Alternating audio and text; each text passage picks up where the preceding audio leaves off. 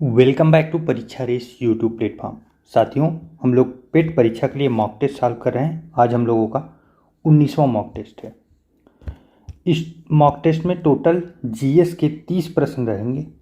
इसमें से आपके कितने सही होते हैं कमेंट करके ज़रूर बताइएगा। चलिए शुरू करते हैं। आज का पहला प्रश्न है, दो सूची दी गई है और इसको मैच कराना है। देखिए, भारत शासन अधिनियम ये कब का है? 1935। ये मैच है। उसके बाद है क्रिप्स प्रस्ताव। क्रिप्स प्रस्ताव कब आया था? तो 1942 में आया था, 1942। उसके बाद आता है अगस्त प्रस्ताव। यह कब आया था? तो ये 1940 में। और वैवेल योजना 1945 का। इसके सभी डेट आप लोग याद रखिएगा, रिमेंबर रखिएगा, क्योंकि यहाँ से कालक्रम के रूप में पूछ लिया जाता है अरेंज करने के लिए। तो इस प्रकार हम लोगों का जो कूट बनेगा वो बनेगा 1423। 1423 ऑप्शन नंबर बी सही है। चलिए नेक्स्ट। एक वर्ष में स्वराज का नारा गांधी जी ने कब दिया था? एक वर्ष में स्वराज। देखिए, असहयोग आंदोलन जो है वो कब शुरू होता है? तो वह 1 अगस्त 1920 को प्रारंभ होता है। यही असहयोग आंदोलन शुरू होने के बाद गांधी जी ने बोला था कि 1 वर्ष के अंदर हम लोगों को स्वराज चाहिए। तो कब बोला गया था? असहयोग आंदोलन के समय। चलिए नेक्स्ट है, जब रालेट एक्ट पारित हुआ था उस समय भारत का वायसराय कौन था? रालेट एक्ट। देखिए, रालेट एक्ट कब आता है? सन 1919 में।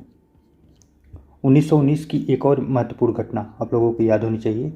घटना नहीं, एक महत्वपूर्ण अधिनियम आता है, मॉन्टेग्यू चेम्सफोर्ड सुधार। मॉन्टेग्यू चेम्सफोर्ड, मॉन्टेग्यू उसके प्रवर्तक थे और चेम्सफोर्ड उस समय वायसराय थे। तो अब रालेट एक्ट भी उसी समय आया, तो कौन होगा? सही जवाब बनेंगे चेम्सफोर्ड। अच्छा, चेम्सफोर्ड का कार्यकाल कब से कब तक है ये भी पूछा गया है, कई बार पूछा जा सकता है। तो 1916 से लेके 1921 तक, 1916 से 21 तक इनका कार्यकाल था, लॉर्ड चेम्सफोर्ड। रालेट एक्ट इन्हीं के समय हुआ था। चलिए नेक्स्ट। निम्नलिखित सत्याग्रहों में से किसका नेतृत्व महात्मा गांधी ने नहीं किया था? चलिए इसमें सबसे पहले हम लोग देखते हैं कौन कौन से आंदोलन कब कब हुए थे, क्या महत्वपूर्ण है इसमें। देखिए, भारत छोड़ो आंदोलन ये कब हुआ था? 1942। देखिए, आप लोग जब भी कोई टॉपिक पाइएगा पढ़ते समय उसके बारे में जितनी आपको नॉलेज है उसको बाहर निकालने का प्रयास करिए, क्योंकि जब तक आप बाहर नहीं निकालेंगे ना, जब तक आप उसे मतलब आउटपुट नहीं देंगे ना, इनपुट कितना भी दीजिए, परीक्षा के समय आउटपुट ही डिपेंड करता है। इसलिए आप उस शब्द को देख रहे हैं, उस पॉइंट को देख रहे हैं, उस टॉपिक को देख रहे हैं, तो उसके बारे में आसपास की जितनी सूचनाएं हैं आपके अंदर उसको निकालने का प्रयास करिए। आप लोग मेरे साथ बोलिए। चलिए नेक्स्ट है सविनय अवज्ञा आंदोलन। सविनय अवज्ञा आंदोलन कब हुआ था? 1930 में। अच्छा, बारदोली सत्याग्रह ये 1928 में। और खेड़ा जो है ये 1918 में हुआ था। तो इस प्रकार इसमें जो पूछा गया है कि गांधी जी किस में नहीं थे, तो गांधी जी बारदोली सत्याग्रह में नहीं थे। यह कौन लीड किया था? तो ये लीड किए थे सरदार वल्लभ भाई पंत। यहीं पे वो यहाँ की लोकल महिलाओं ने इन्हें सरदार की उपाधि भी दी थी। तो सरदार वल्लभ भाई पटेल जो थे, इनके द्वारा यह आंदोलन चलाया गया था, सरदार वल्लभ भाई पटेल। चलिए नेक्स्ट।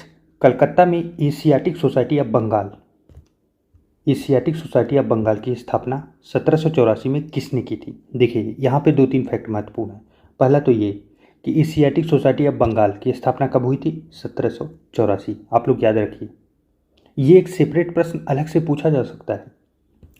और दूसरा महत्वपूर्ण जो फैक्ट है वो है विलियम जोन्स के द्वारा किया गया था। चलिए नेक्स्ट। निम्नलिखित घटनाओं पर विचार कीजिए और उन्हें कालक्रम अनुसार व्यवस्थित कीजिए। कन्नौज का युद्ध, चौसा का युद्ध, तालीकोटा का युद्ध और खानवा का युद्ध। देखिए सबसे पहले तो खानवा का युद्ध आएगा क्योंकि ये बाबर के द्वारा लड़ा गया था। बाबर, और बाबर कौन था? मुगल साम्राज्य से था। बाकी सभी आप जितने देखेंगे मुगल साम्राज्य का जो है ये संस्थापक था। बाकी जो युद्ध हैं वो भी तो मुगल साम्राज्य के समय ही हुए हैं, लेकिन ये काफ़ी बाद में हुए हैं। बाबर सबसे पहले था, वही मुगल साम्राज्य की स्थापना करता है। तो खानवा का युद्ध, चलिए सबसे पहले अच्छा काम ये करते हैं हम लोग सन के हिसाब से देखते हैं। तो खानवा जो है ये कब हुआ था? तो 1527 में खानवा का युद्ध हुआ था। देखिए चौसा का युद्ध और कन्नौज का युद्ध, इसे शार्ट में चौंक गए से भी एक फार्मूला बनता है, मतलब एक छोटा सा ट्रिक है, चौंक गए, इससे भी याद किया जाता है। अब चौंक गए ये ट्रिक किसके लिए है? तो ये हुमायूं और शेरशाह सूरी के द्वारा लड़े गए युद्ध थे। इसमें चौ से चौसा बनता है, फिर क से कन्नौज, और दोनों का सन कौन सा रहता है? तो सबसे पहले आएगा चौसा, यह होता है आपका 1539 में, और कन्नौज जो है ये 1540 में। दोनों युद्ध किसके बीच लड़े गए थे? दोनों युद्ध जो है वो लड़े गए थे हुमायूं के और शेरशाह सूरी के मध्य, और दोनों में विजेता कौन था? शेरशाह सूरी ही था। अच्छा, इसमें सबसे लास्ट में जो हुआ था वो कौन सा था? तो तल्लीकोटा का युद्ध हुआ था। तल्लीकोटा का युद्ध यह कब हुआ था? तो ये 1565 में, 1565 में। चलिए अब कालक्रम हम लोग मिला लेते हैं। तो सबसे पहले आएगा 4, 4 के बाद 2 1 फिर 3, 4 2 1 3। सही जवाब बनेगा हम लोग ऑप्शन नंबर ए। चलिए नेक्स्ट, कृष्णदेव राय के दरबार में अष्टदिग्गज कौन थे? अष्टदिग्गज, देखिए कीवर्ड हमेशा हाईलाइट करिए, कहीं भी पढ़िए आप कीवर्ड को हाईलाइट करिए, पूरा स्टेटमेंट मत हाईलाइट कीजिए, सिर्फ कीवर्ड को देखने से बाद में फिर आप उससे रिमेंबर किया करिए। देखिए जो कृष्णदेव राय था यह आर्ट और कल्चर को बचाने का बहुत अच्छा प्रयास करता था, और बहुत अच्छे अच्छे दिग्गज कवि इसके शासनकाल में हुआ करते थे। तो इन्हीं 8 तेलुगु भाषा और संस्कृत भाषा के अच्छे विद्वान ये लोग रहते थे। तो ये 8 तेलुगु के 8 अच्छे कवि थे जिन्हें अष्टदिग्गज के नाम से संबोधित करते थे कृष्णदेव राय। इनके दरबार में ये ख्याति चलती थी। चलिए नेक्स्ट, निम्नलिखित में से किसने राष्ट्रकूट साम्राज्य की नींव रखी? देखिए यह राष्ट्रकूट राजवंश की नींव पड़ी कब थी? तो ये 736 ईस्वी में पड़ती है। इसके कौन से संस्थापक थे? तो वो दंती दुर्ग थे, दंती दुर्ग। चलिए नेक्स्ट, सूचियाँ दी गई है, मैच द फॉलोइंग करने के लिए मैचिंग दिया गया है। इस साइड क्या है? इस साइड उनके एक नाम है, दूसरी साइड दूसरे नाम है, तो दोनों नाम को मैच कराना है। देखिए इसमें हम लोग सबसे सरल से शुरू करेंगे। क्या है? चाणक्य, चाणक्य को ही विष्णुगुप्त कहा जाता था। चलिए डी का 4, डी का 4 कहाँ कहाँ हुआ? डी का 4 अगर देखेंगे तो बी में और सी में बन रहा है, तो इसका मतलब हम लोगों का ए और डी, ये तो ऑप्शन होगा नहीं। चलिए नेक्स्ट, अशोक, अशोक को कई बार हम लोग प्रियदर्शी के नाम से सुने हैं, पढ़े हैं। अशोक का सी का हो गया 1, सी का 1। देखिए अब बी ऑप्शन कट गया, हम लोगों का सी ऑप्शन बन गया। ऐसे ही कभी कभी इलिमिनेशन मेथड से आप लोग प्रश्न किया करिए आसानी से। कभी कभी क्या, हमेशा आप लगाने का प्रयास करिए, जो आपको आ रहा है सबसे पहले उसे मैच करा के देख लीजिए। चलिए जो बचे हैं उसे भी देख लेते हैं। चंद्रगुप्त मौर्य को क्या कहा जाता था? तो सेंड्रोकोटस, और बिंदुसार को अमित्रघात। चलिए नेक्स्ट, सत्यमेव जयते कहाँ से लिया गया है, किस उपनिषद से? तो यह जो है मंडूकोपनिषद से लिया गया है। और इसका अर्थ क्या होता है सत्यमेव जयते का? इसका अर्थ होता है सत्य की हमेशा विजय हो, विजय हो। और यह हम लोगों का जो राजकीय चिन्ह है भारत का, जो आप शेर वाला देखे होंगे, 3 शेर सामने से दिखता है, ये राजकीय चिन्ह यहाँ पे भी लिखा गया है सत्यमेव जयते। चलिए नेक्स्ट, काठमांडू की राजधानी कहाँ है? राजधानी वाले एक प्रश्न तो आ ही जाते हैं, इसलिए आप लोग राजधानी का जरूर देख लीजिएगा, कौन कौन सी राजधानी, और ख़ास करके दक्षिण एशिया और अफ्रीका के कुछ महत्वपूर्ण देश जो हैं। देखिए काठमांडू जो है ये कहाँ की है? तो नेपाल की है। चलिए नेक्स्ट, पृथ्वी का सर्वाधिक शुष्क क्षेत्र कौन सा है? सर्वाधिक शुष्क क्षेत्र, देखिए शुष्क कहाँ होगा? जहाँ मरुस्थल होगा, बारिश नहीं होगी, तो इसलिए मरुस्थल तो सब जगह है। तो सबसे ज़्यादा कहाँ होगा? आटाकामा मरुस्थल। ये अवस्थित कहाँ पे है? ये है दक्षिण अमेरिका में। दक्षिण अमेरिका में अवस्थित ये मरुस्थल है। यह पृथ्वी का सर्वाधिक शुष्क क्षेत्र माना जाता है। चलिए नेक्स्ट, भारत का सबसे बड़ा बॉक्साइट उत्पादक राज्य कौन सा है? बॉक्साइट कई बार आ चुका है।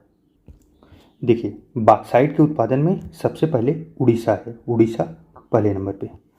दूसरे नंबर पे अगर बात की जाए तो दूसरे नंबर पे झारखंड आता है, झारखंड। और तीसरे नंबर पे गुजरात है, गुजरात। आप लोग याद रखिएगा, सही जवाब बनेगा ऑप्शन नंबर ए। चलिए नेक्स्ट, किस राज्य में मानस टाइगर रिजर्व है? कौन सा? मानस टाइगर रिजर्व। देखिए मानस टाइगर रिजर्व कहाँ पे है? असम में, असम।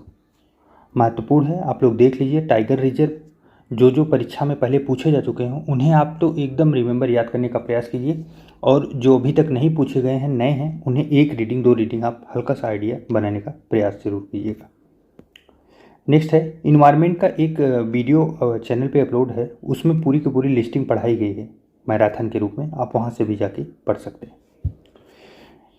नेक्स्ट है, LAC वास्तविक नियंत्रण रेखा भारत और किस देश के बीच प्रभावी सीमा रेखा है? देखिए LAC का फुल फॉर्म क्या है? तो लाइन ऑफ एक्चुअल कंट्रोल। देखिए भारत का ये ऊपरी भाग है, ये वाला सेक्टर इतना चाइना से जब लड़ाई हुई थी 1962 में, तब से इस पे ये विवादित एरिया इस समय चाइना के पास है भारत का।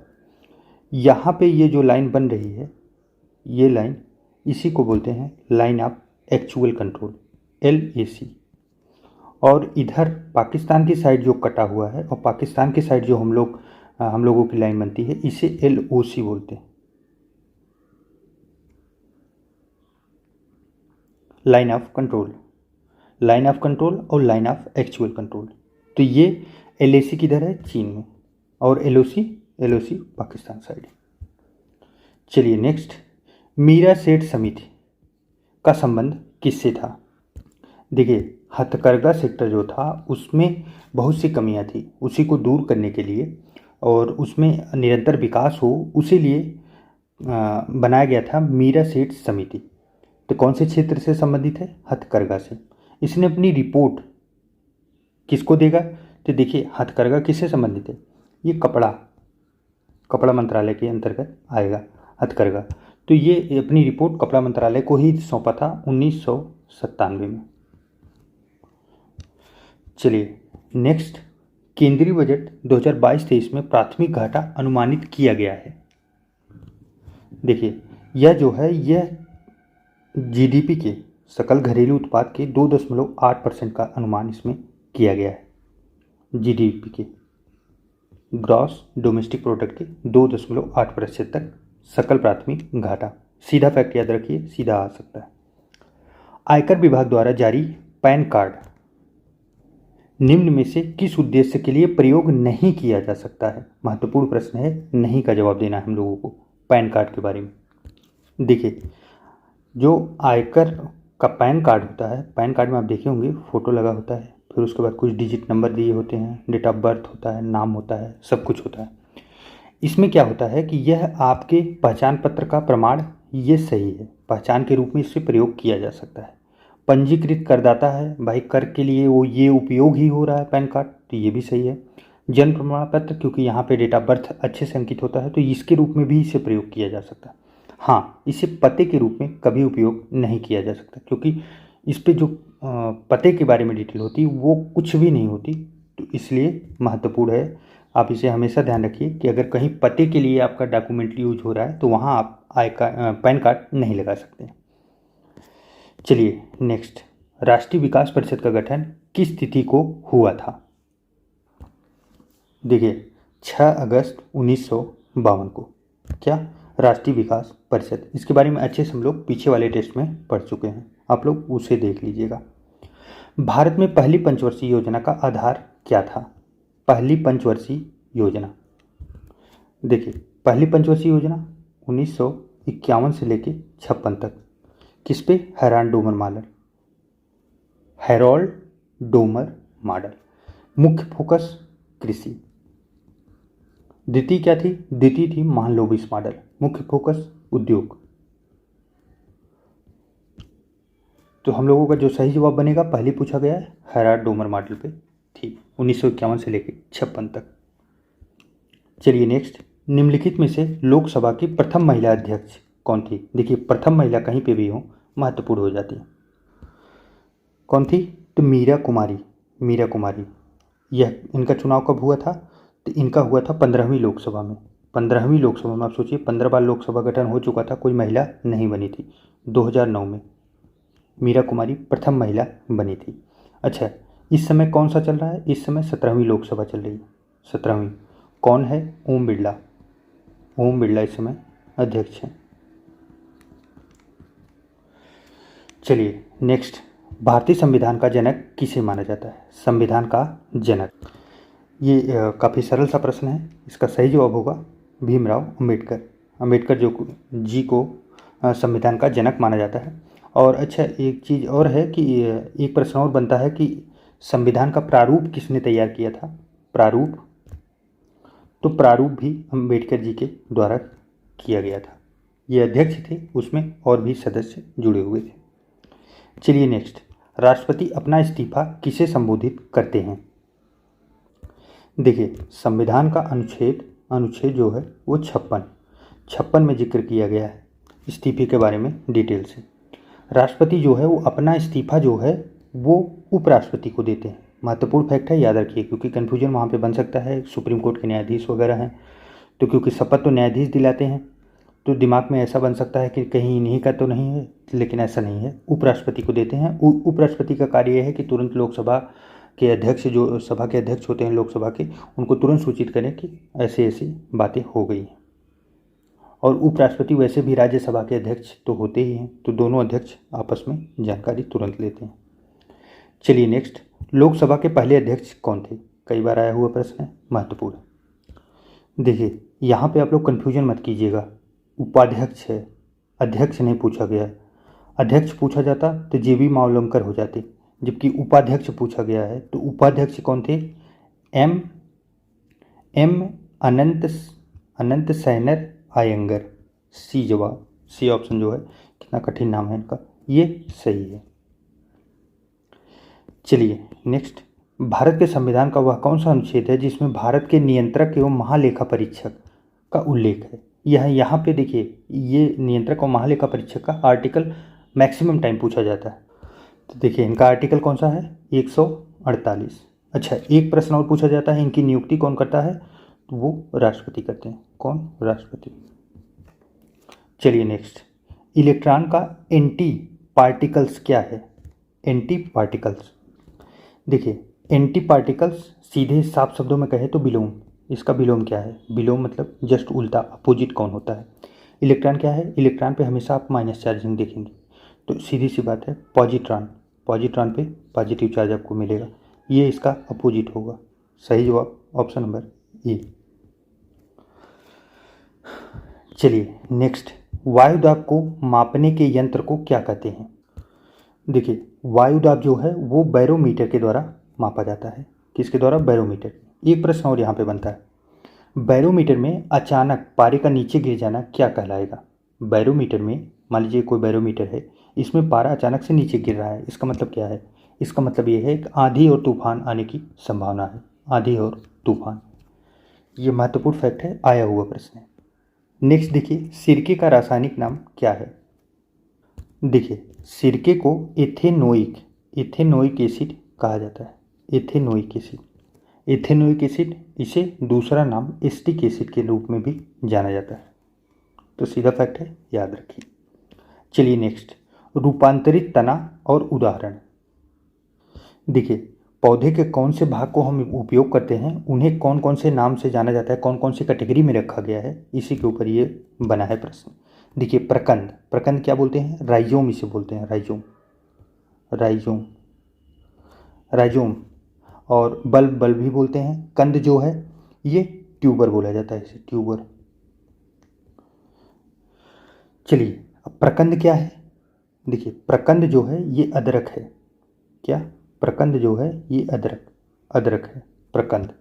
और बल्ब, बल्ब जो है वो प्याज में होता है। देखिए प्याज का जो फल होता है आप लोग देखे ही होंगे, वो ऐसे बल्ब के समान होता है, तो ये इसे आप नहीं भूलेंगे। और जबकि आलू को कंद कहा जाता है, आलू को कंद। चलिए आप लोग मैच करा लीजिएगा। नेक्स्ट, डीपीटी टीका निम्नलिखित में से किस प्रकार का होता है? डीपीटी टीका, देखिए डीपीटी का जो फुल फॉर्म है वही डीपीटी का टीका का मुख्य कारण है। D, D for diphtheria, P for pertussis, pertussis का मीनिंग क्या हुआ? कुकुर खांसी, और टी फॉर टिटनस।